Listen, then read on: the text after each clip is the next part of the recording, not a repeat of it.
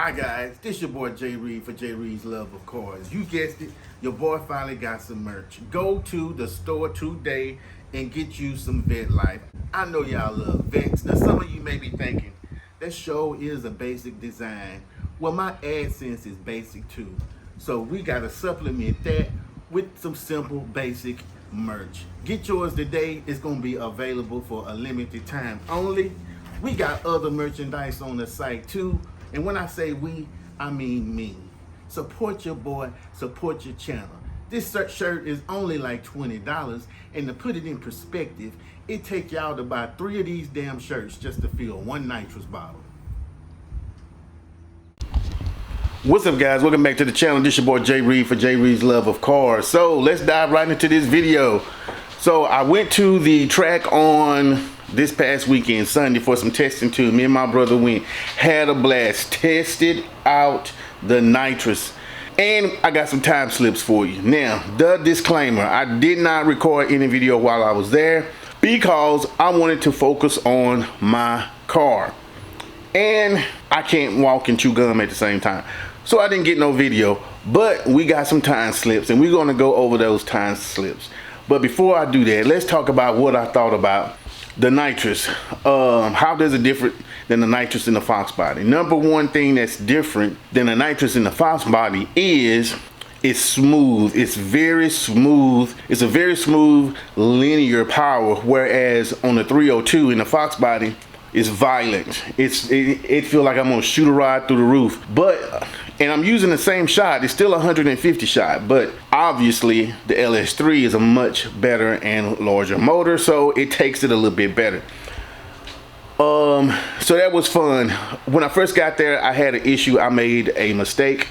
That mistake was, okay, I'm used to using nitrous on the Fox body, and that bottle heater I have on the Fox body, it takes a long time to heat up the bottle. So what I normally do is turn it on when I leave the house, so by the time I get to the track, I'm at 1,000, 1,200 or whatever, and I can purge it out. Well, I did that same strategy with this one, but I have a Nitrous Express bottle heater and not a, I don't remember the brand of it, but I got it off eBay.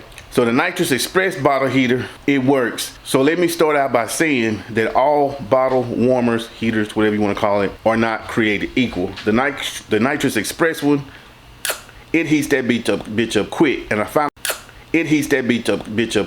found out the hard way. When I got to the track, I did 2 NA passes on motor, just to see what it was gonna do. And then I went to do 2 nitrous passes. When I got ready to purge, testing out the system, the purge was not working. Could not figure it out, which is why I did the 2 motor passes first, because I figured we got a problem. The problem was the bottle pressure. It was through the roof. That damn thing warmed up the bottle extremely hot, probably hotter than what I should have warmed it up.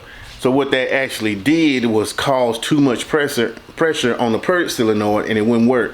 So I had to, no matter what I did, I couldn't bring the pressure down. The only thing that brought the bottle pressure down was just to let the day cool, was just to let it cool off in the trunk.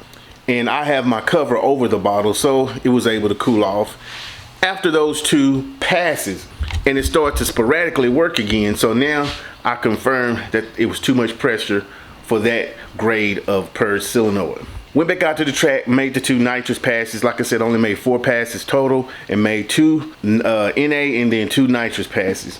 So let's go over these slips. I'm gonna do the NA first, cause the NA passes were slower than they previously were.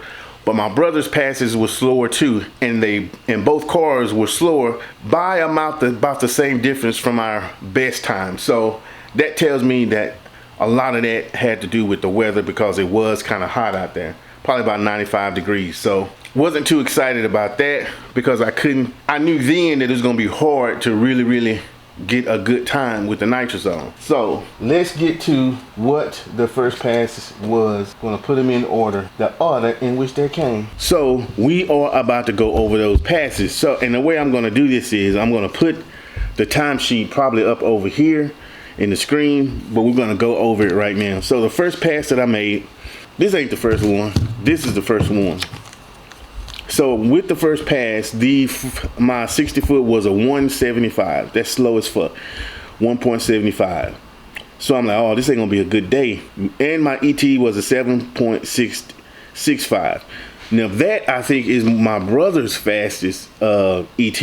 My miles per hour was 92. That's about right. That's about what I normally do.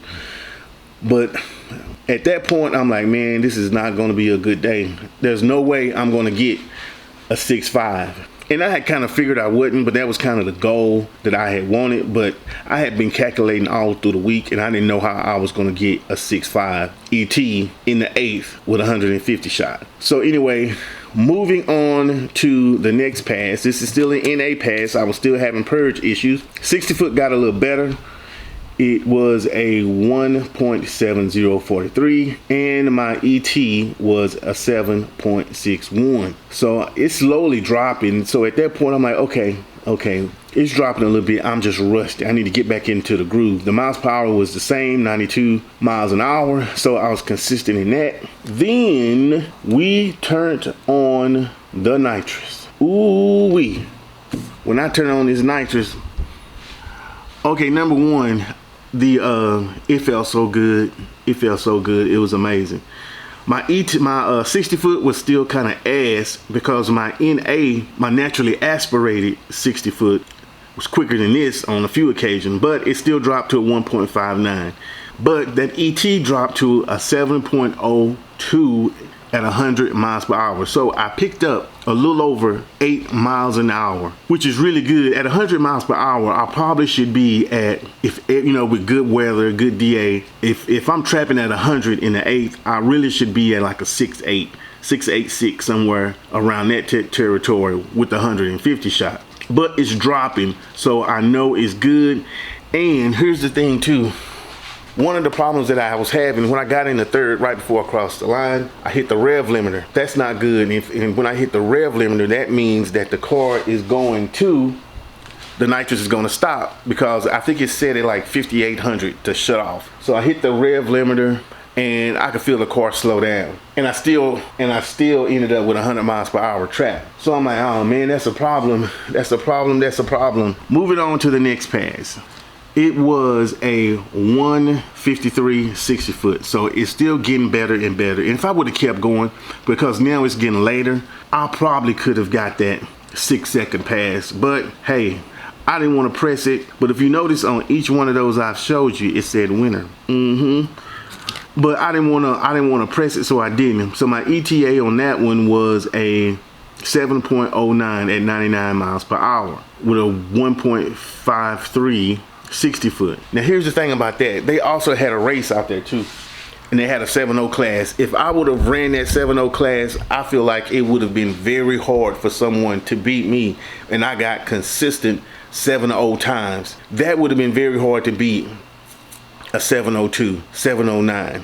Now on the second pass that I just showed you, I hit the rev limiter in all 3 gears. Now why it did that, I don't know. The thing that I did different from the first pass is I dropped the tire pressure from like 35, because I didn't do it when I first got there. I dropped it to 20. So I don't know if it hooked better and I was hitting the rev limiter, but all I know is I hit that damn rev limiter in every single gear and still made a pretty decent pass.